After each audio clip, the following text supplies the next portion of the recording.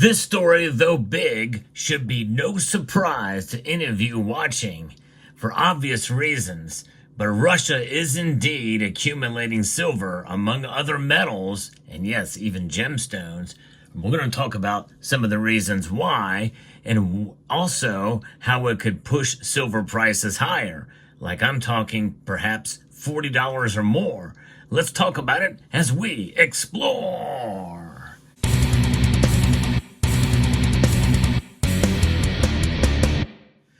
I first saw this on X, formerly known as Twitter, from a tweet, and I thought it was pretty interesting. It was a few days ago, but I didn't really think too much about it. But then I started seeing more discussions about it and saw this report from Jesse Colombo over at the Bubble Report that gives some insight on this, and I think it's intriguing. And I do feel this could lead to higher prices. Anytime you have a buyer, no matter what their motivations are for silver, adding to the increase in demand, that is going to be a potential driver, essentially squeezing the price of silver because the supply really is becoming more and more limited. And whether or not you agree that there is a supply deficit or not, we know for sure that it's narrowing at least, and this is going to just help push it to a narrowing between this supply and the demand for it. A report from the Russian news agency Interfax has revealed that Russia is planning to substantially increase its precious metal reserves in the coming years. The report states that Russia's state fund plans to acquire gold, silver, platinum, palladium, and gemstones. Russia's decision to add silver to its reserves distinguishes it from most other central banks, which have largely focused on accumulating gold while overlooking silver. Although I don't know that I don't have to read the actual report, but I'm not sure exactly that it means that silver is going to be added to their central bank reserves. And also, the reason why I question that is because platinum, palladium, and gemstones typically aren't stored there either. Along with several other bullish factors, though, Russia's silver purchases could be a key driver in pushing prices to $50 and beyond, says Mr. Colombo. I sort of disagree with that, but we'll get into it later in the article where he discusses it. Russia's decision to add it is quite intriguing, and for more reasons than one. And it's not for central bank purposes, but we'll get to that in a moment. Now, Bloomberg's translation of the original Interfax report reveals that Russia's state fund plans to allocate 51.5 billion rubles. That's about $538.7 million to precious metals and gemstones in 2025. With the same amount set for 2026 and 2027. That's a lot, but I don't know that it necessarily means that it will be stored in central banks. So this is from the tweet that I saw. He actually shows a screen grab here. Russian government starts buying palladium, platinum, and silver from William Middlecoop. And it says that the Russian Finance Ministry proposes to allocate 51.5 billion rubles next year to buy precious metals and gemstones, according to the draft federal budget for 2025 and the planning period through 2027. The list of metals that are planned to be purchased includes platinum and palladium. And state previous metals, and I think they meant to say precious metals, depository or Gokran, which built palladium reserves during the Soviet period, sold all of them by 2012. Has not started buying the metal again until recently. So this is the state precious metals repository, but I think that's a little different than a depository. I think because they're going to be utilized for different purposes rather than central banking. The plans for budget allocation in 2025 correspond to the limit of precious metals and gemstone purchases in 2023 and 2024. The same amount will be allocated for these purposes through 27. And the plan is to acquire refined gold, silver, platinum, and palladium to increase the share of highly liquid assets in the state funds, the explanatory note says.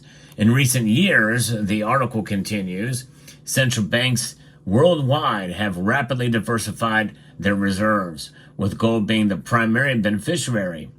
In 2023, central banks added 1,037 tons of gold, just shy of the record-breaking 1,082 tons purchased in 2024.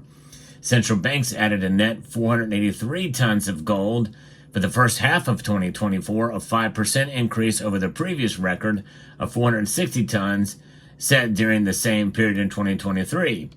Amid surging global debt and rapidly expanding money supply, central banks are wisely diversifying their reserves into hard assets like gold and now silver. And again, I don't know that, and again, I guess it depends on the difference between a depository and a repository.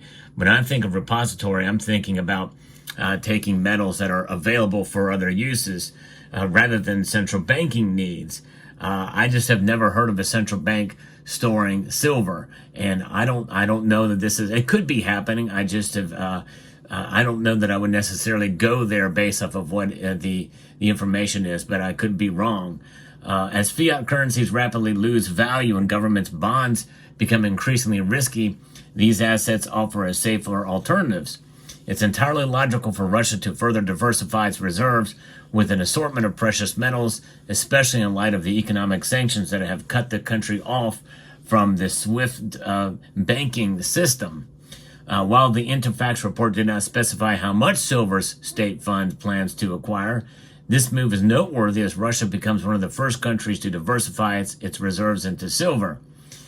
With gold prices continuing to surge, other nations may also consider adding silver to their reserves, a trend that alongside numerous bullish factors could drive silver to $50 an ounce and potentially much higher.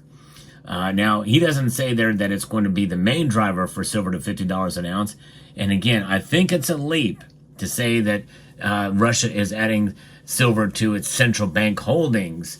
And again, I don't know. And I'm going to tell you another reason why I don't think that's the case. And also why I think that as part of that $51.5 billion, that probably most of it will go to silver. Because even though it doesn't say it, I'm going to give you a reason why I think they're going to be buying the silver. And it's not for storing it, at least not in the end. The latest news from Russia reinforces the technical chart patterns that the author here has been tracking, which suggests that silver could reach $50 and beyond in the near future. He's highlighted silver's monthly chart reveals a breakout from a massive 2-decade-long triangle pattern. So you get into the technical analysis there, and you can kind of get into the weeds in it. But what is technical analysis? It's essentially just a study of patterns. History may not repeat, but often it rhymes. And in reality, technical analysis is okay, and everybody has a plan for what could come until they get punched in the face. And with silver, mark our words, or mark my words, we've been punched in the face a lot. In fact, just a recent pretty big dip in silver's price is one method or one reason why that's occurred. Why? Well, because of the psychology of the markets. The psychology of the markets is as such that it doesn't make any sense. They don't care about the patterns of the past in terms of the market. The psychology of the markets operate out of fear and also uncertainty as well as doubt. And also the fear of missing out. There's fear, uncertainty, and doubt, and then there's the fear of missing out. Yes, that does rhyme. And that's what's driving essentially the prices. And all that has to do with the dollar and its strength. And what the Federal Reserve does or says, a few words can move the markets very quickly. Another outside potentials, geopolitical risk, black swan events, all of that stuff leads to irrational moves in all of the markets. And silver is by no means immune from that, no matter what the charts say. But it is interesting. And, that is one argument that could lead to it. You hear about the cup and handle and the like. And when you look at the long-term gold to silver ratio, it indicates that silver is currently extremely undervalued compared to gold. And I do agree with that. If the ratio were to revert to its historic average, that's over the long course of time since 2015, that would be 52.8. I think we're long beyond that. I think especially considering that since 1915, the price has been fixed for silver and gold. And when you think about it, really we shouldn't count anything before 1964 when silver was indeed money. The price did fluctuate, but nonetheless, there was a big hamper considering it was used as active money, as currency. And when you take a look into account of other things, silver should be $50 an ounce when you look into all these factors. And I do somewhat agree with that. But there's a lot of other things that have occurred since then, since 1964, and obviously since 1915. A lot more silver has been mined, and a lot more silver is being utilized. It's diversity. It's still a very tiny market compared to other asset classes out there. Its market cap is small. Notwithstanding, it's a very complex market, and there's a lot of things that could affect the price of silver. And so I do understand this bullish call, but I am not quite as bullish on silver in that regard. But here's the thing. Russia buying silver, and I've got this little unmarked piece of silver here that I poured some time ago. What are they going to be using it for? They're going to store it in a repository to be utilized for military, for all of their weapon system, which require electronics and electricity and the like, and systems. All of their missiles and bombs require silver, just like we have silver that we use for our bombs and our military equipment.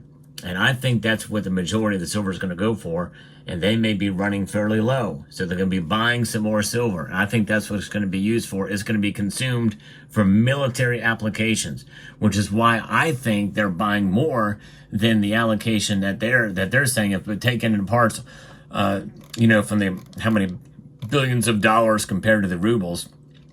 Let me see what that is here. When they mention in here, that's $538.7 million worth of precious metals and gems.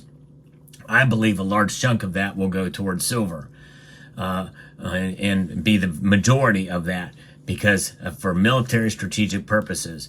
They are in a war right now, obviously, and they need to be able to produce weapons, and they're on their own there. No one's supplying them weapons except maybe Iran, North Korea, and China, perhaps.